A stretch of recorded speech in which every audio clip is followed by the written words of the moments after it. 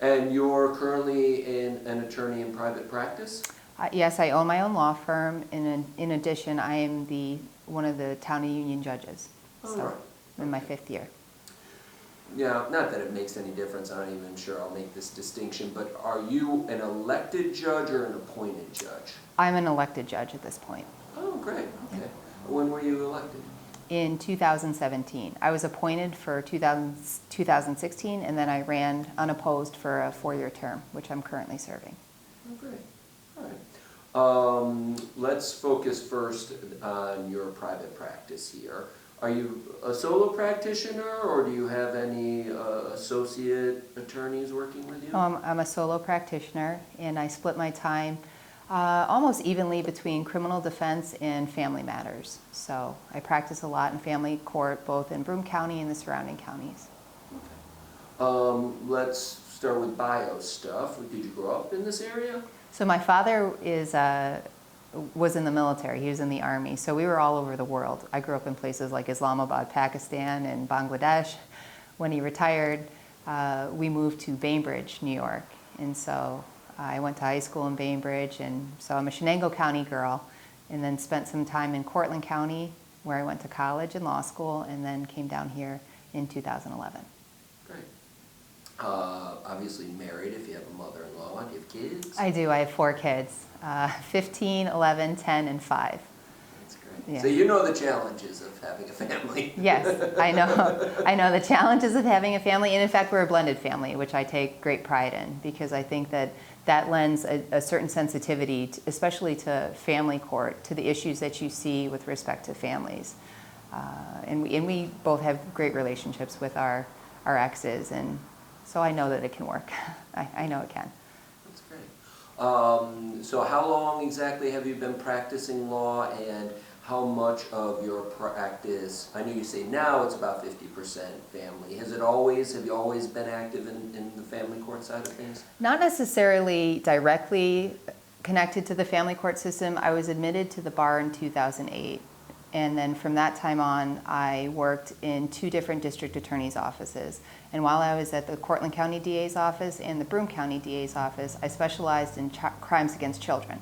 So I was very intimate with the details of neglect matters that were pending in family court. And also I spent the majority of my time talking with children about some pretty significant issues. And I got to see those children through the system from the start of the case through the end of the case. And during that time in both those DA's offices, I was trained to be a forensic interviewer of children, because one thing that you want to make sure when you're talking to children that you don't lead them into certain conclusions. So when I left the district attorney's office in December of 2015, I immediately knew that I was going to practice in family court, and so I became certified as an attorney for the child. And in that role, I got to continue to advocate for the rights of children. That's great. So. Let's talk about your experience so far as a judge. What do you think that has contributed?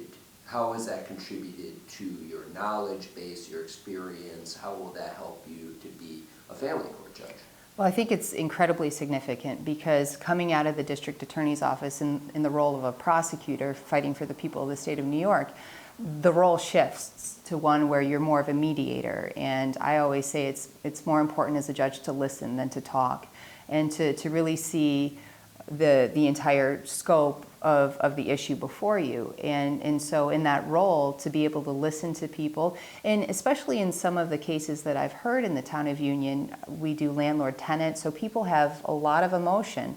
And I found in my time on the bench that you just need to be the calm in the storm. You can't add to the chaos in your courtroom. And as long as you treat people respectfully and give everyone a chance to say their piece, I think that it's very successful. So I've tried to do that in my 5 years in the Town of Union. Just make sure that everyone who comes into my court has the opportunity to be heard and is treated with respect and kindness. That's great.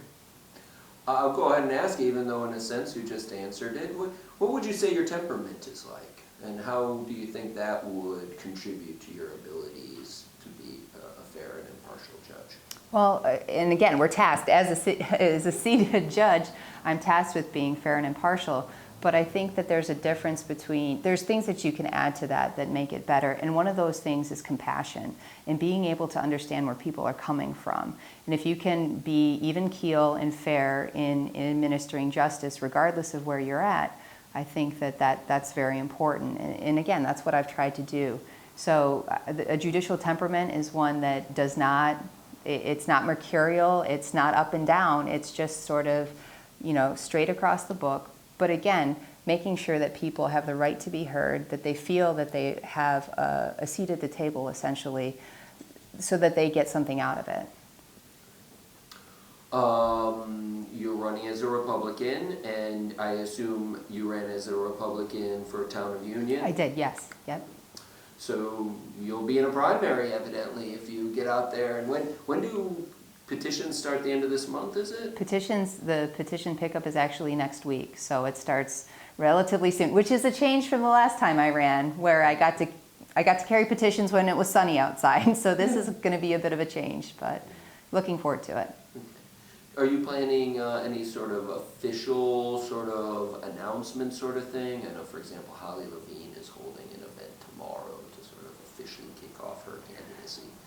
So my committee and I are actually meeting on Friday with the purpose, the outpouring of support has been significant so far, so we want to get an official campaign kickoff, and we're looking for sometime next week. We haven't nailed down the date yet, but we're looking forward to it.